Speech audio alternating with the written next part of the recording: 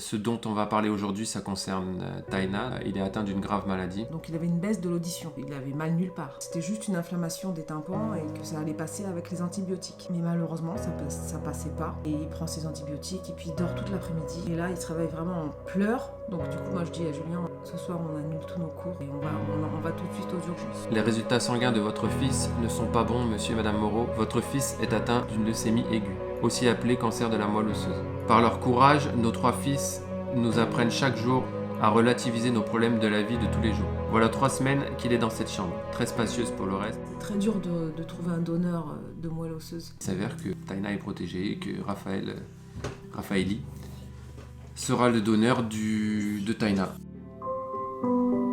Trop d'obstacles dans ma vie, moi j'ai plus d'espoir, donc je m'abrite sous ce manteau noir.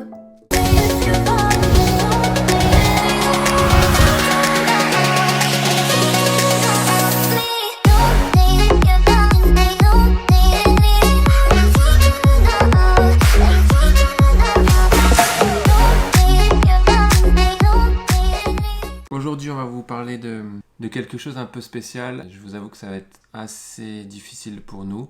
Il y a quelque chose qui s'est passé dans notre vie très récemment et on ressentait le besoin d'en parler. Ce dont on va parler aujourd'hui, ça concerne Taina, donc notre deuxième fils. Et il est atteint d'une grave maladie. Donc on a 3 fils.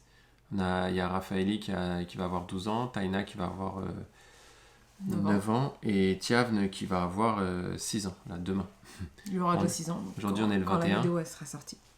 Ouais, aujourd'hui on est le 21 mars, il est né le 22. Et cette maladie, en fait, alors qu'on se doutait à l'époque de rien, on peut maintenant, avec le recul, en voir les prémices et donc vous dire ce qu'il en est. En fait, les premiers signes de la maladie sont apparus vers le mois de... On a remarqué vers les mois de mai-juin. 2020. Donc il avait une baisse de l'audition, il avait mal nulle part. Et il a passé aussi un week-end chez Linda, là, donc c'est chez sa tantine avec Linda et Loulou, chez ma sœur. Nos sœurs. Et puis en rentrant de ce week-end, elles nous ont dit mais Taina, il a des bouchons, on dirait qu'il n'entend pas très bien. Tout le week-end, il nous est répété et tout.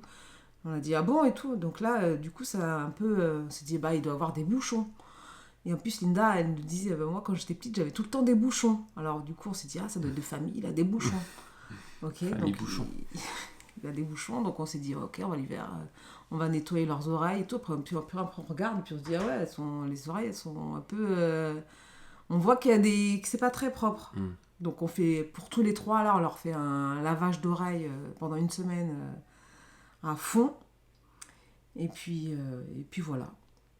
Mais on voit que finalement, ça continue. Parce qu'après, donc, du coup, on l'a emmené voir quand même un ORL qui disait effectivement qu'il y avait une petite baisse, que c'était sûrement les tympans qui étaient inflammés, etc. Donc on nous a donné des antibiotiques, etc. On l'a emmené début août et je crois fin septembre, parce qu'on voyait qu'il n'y avait pas du tout d'amélioration. Parce qu'on a emmené voir 2 ORL différents pour voir s'ils disaient la même chose. Mais les 2 disaient la même chose. Voilà, c'était juste une inflammation des tympans et que ça allait passer avec les antibiotiques. Mais malheureusement, ça passait pas.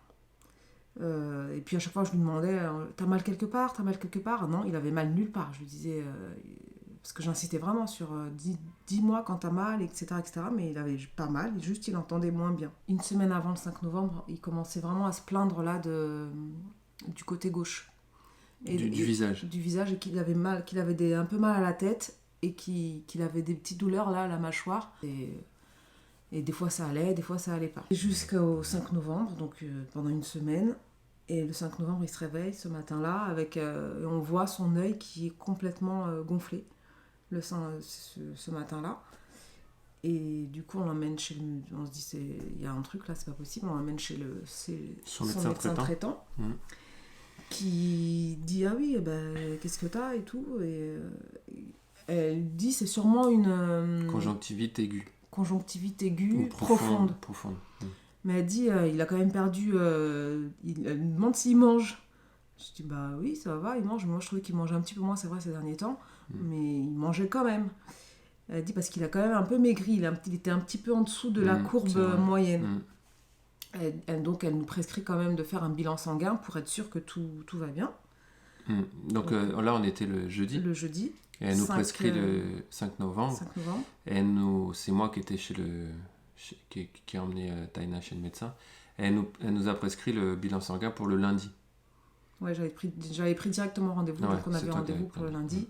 Donc on rentre le jeudi, on lui donne tout de suite les antibiotiques, on se dit ça ira mieux, tout direct, ça va lui faire du bien.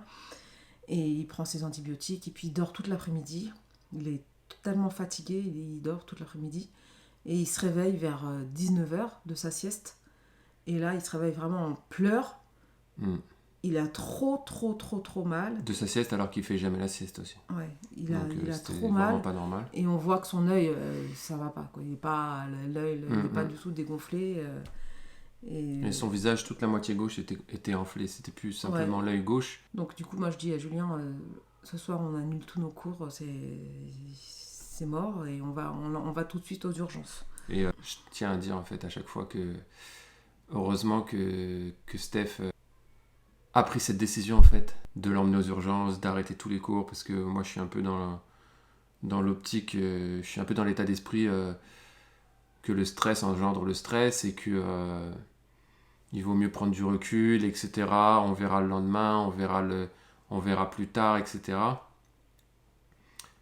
Et en fait, je pense qu'il y a des fois où oui, il faut pas stresser parce que ça peut aggraver la situation. Mais là, dans ce cas précis-là, il fallait absolument en fait l'emmener parce que les conséquences auraient pu être très graves par rapport à son œil gauche. En plus, moi, je suis quelqu'un qui a beaucoup de mal à dire j'annule les cours par rapport à notre métier, prof de danse. Je déteste annuler des cours, etc. Et donc là, je n'étais pas du tout dans cette optique, mais Steph elle m'a dit on y va, on part. J'ai fait d'accord, on y va. J'ai pris sur moi et au final, je la remercierai toute ma vie. Donc là, on a été aux urgences de Melun. Et c'était long. On arrive donc on est le 5 novembre. Jeudi 5 novembre. Et donc, pour vous expliquer un petit peu la suite, moi, j'en ai parlé, en fait, j'ai fait une publication sur nos réseaux respectifs. On était déjà au courant de la maladie, j'ai dû faire ça une semaine après. Et puis, je dis dans cette publication aussi pourquoi j'ai fait cette publication. Et voilà. La vie peut basculer d'une seconde à l'autre. Ce fut le cas pour Steph et moi, ainsi que nos 3 garçons, dans la nuit du 5 au 6 novembre 2020. Nous apprenions brutalement que notre deuxième fils était atteint d'une maladie grave.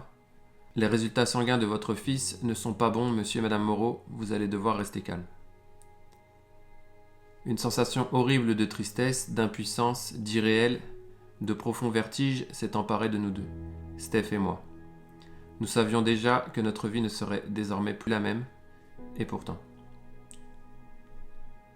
Le pronostic visuel de notre fils, œil gauche, était fortement engagé. Il fallait agir vite.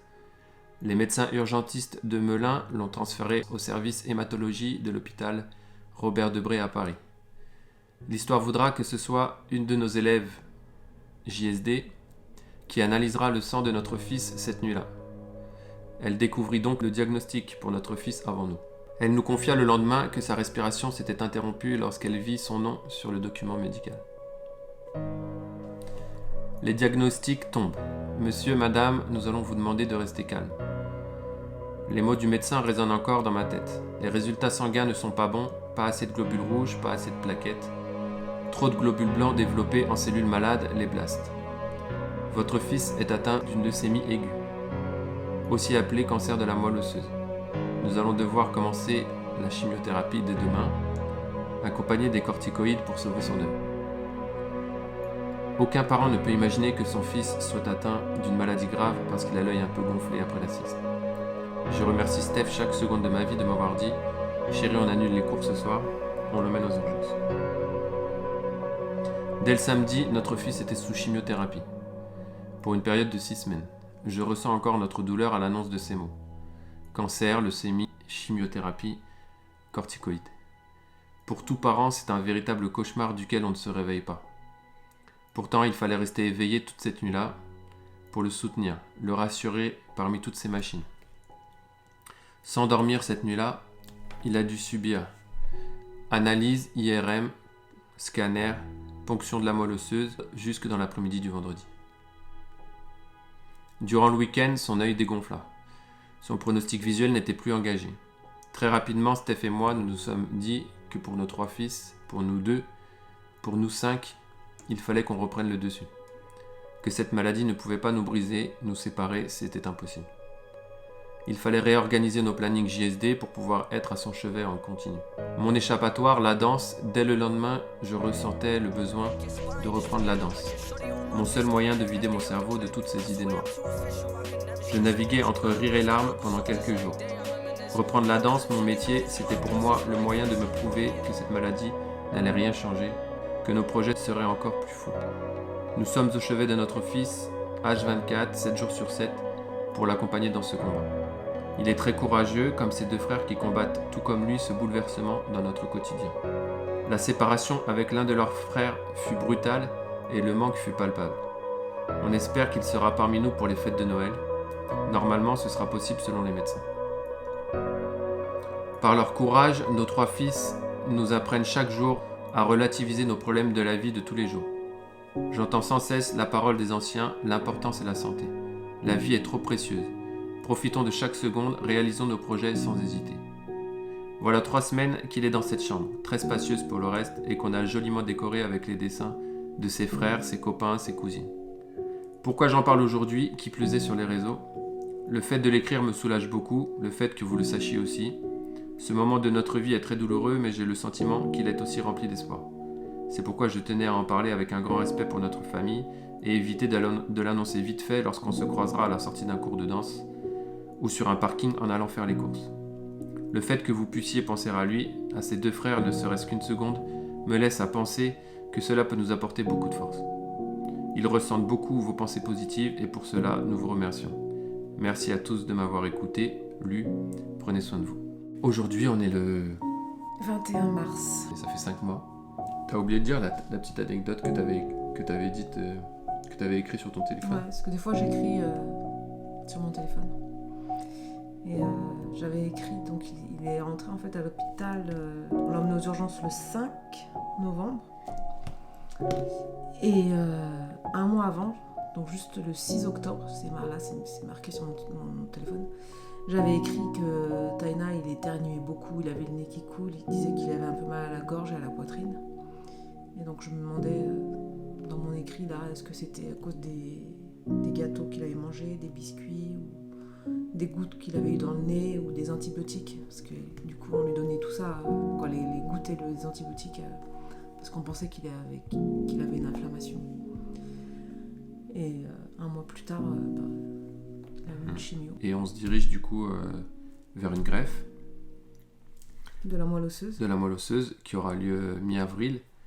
Et donc on a eu beaucoup de chance parce que c'est très dur de trouver un donneur de moelle osseuse compatible. Et c'est Raphaëli en fait qui est compatible et qui va lui donner sa moelle osseuse.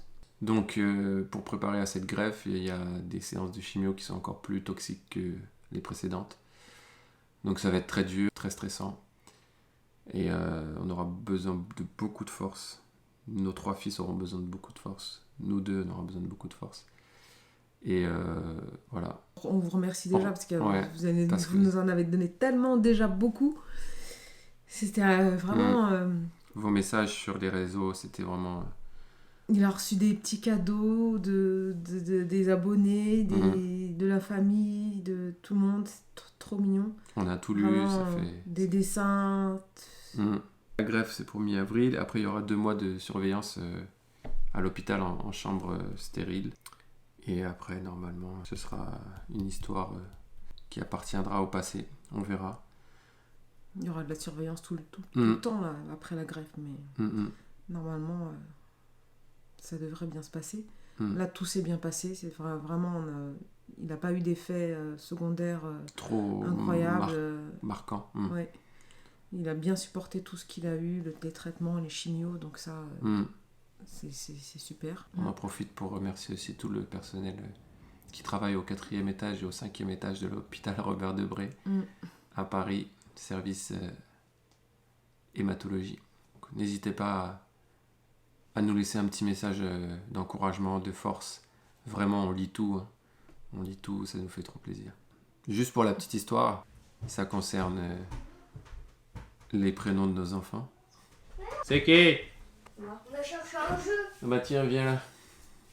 On va vous présenter Taina. Viens là. Venez les gars, venez. Voilà notre Taina. Il arrive au bon moment celui-là. Ça Ça va veut dire quoi, Taina? Ça veut dire quoi Taina? Enlève ton masque. Ça c'est notre Chiavino. Chinou. Béni. Et voilà, alors Béni, Taina, son prénom ça veut dire Béni le protégé. Et Tiavne, ça veut dire quoi? Je sais pas. Ça veut dire celui qui est aimé. T'as de la chance toi. Celui qui est aimé. Et ça veut dire quoi le prénom de ton grand frère Raphaël? Ça veut dire un dieu. Dieu. Alors ouais, c'est Rafa qui veut dire guérir et El qui veut dire Dieu. Dieu. Donc le Dieu qui guérit. Et ça en fait, je vous laisse aller jouer. Et ça, en fait, Tainak, ça voulait dire béni protégé. C'est mon beau papa qui me l'a rappelé. C'est en malgache. Hein. C'est des prénoms malgaches. Et Raphaëli, ça vient du prénom Raphaël, prénom chrétien, qui signifie Dieu qui guérit. Je m'en suis rendu compte il y a une semaine en faisant l'étymologie des prénoms et il s'avère que Taina est protégée et que Raphaëli sera le donneur de Taina. C'est incroyable. C'est quand même une coïncidence assez étrange, mais au final on y croit dur comme fer et on se repose sur ce hasard pour espérer que ça se passera au mieux, cette greffe. Ça va se passer très très très bien. D'ici là, on vous fait des bisous et on vous dit à la prochaine vidéo. Bisous. Bisous. Merci. Trop d'obstacles dans ma vie. Moi j'ai plus d'espoir. Donc je m'abrite sous ce manteau noir. C'est dans la merde qu'on pense à l'avenir. Quand la pluie tombe, les larmes coulent aussi. Je me dis qu'il y aura du changement chez mon ami. Mais mon ami n'a pas de chance. Elle me suit toute la night. C'est 5000 fois le monde, j'ai pas les mots. Faut pas les laisser, y a même des mots qui posent des pompes. Sincérité qui coule en moi. Mon ami, j'ai trop donné. S'il y a du mal qui coule en moi, j'ai bon cœur pour pardonner. Sincérité qui coule en moi. Mon ami, j'ai trop donné. S'il y a du mal qui coule en moi, j'ai bon cœur pour pardonner. Je pourrais te dire que je suis rempli de D2. Je pourrais te dire que j'en perds la tête. Mais je ne peux avouer qu'est-ce qui m'est tort. Quand je me recueille, y'a que ma taille qui me répare. Mais je peux que vous dire, partir d'ici m'en aller, car beaucoup se sont moqués. Quand y'avait aucun sens à ma vie, mais la vérité me fait souffrir. Camouflé sous mon sourire, moi j'ai mérité mon avenir, faut pas s'inquiéter. Sincérité qui coule en moi. Mon ami, j'ai trop donné. S'il y a du mal qui coule en moi, j'ai mon corps pour pardonner. Sincérité qui coule en moi. Mon ami, j'ai trop donné. S'il y a du mal qui coule en moi, j'ai bon cœur pour pardonner. Sincérité qui coule en moi. Mon ami, j'ai trop donné. S'il y a du mal qui coule en moi, j'ai bon cœur pour pardonner. Sincérité qui coule en moi. Mon ami, j'ai trop donné. S'il y a du mal qui coule en moi, j'ai bon cœur pour pardonner. Mon ami, j'ai trop donné. J'ai bon cœur pour pardonner.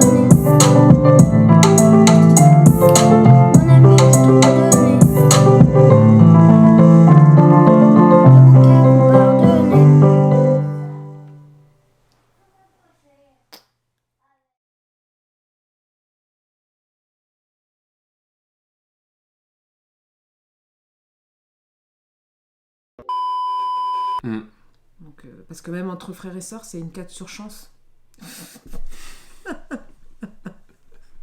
C'est une 4 sur Voilà, chance. c'est une chance sur 4, voilà, vous voyez le stress là.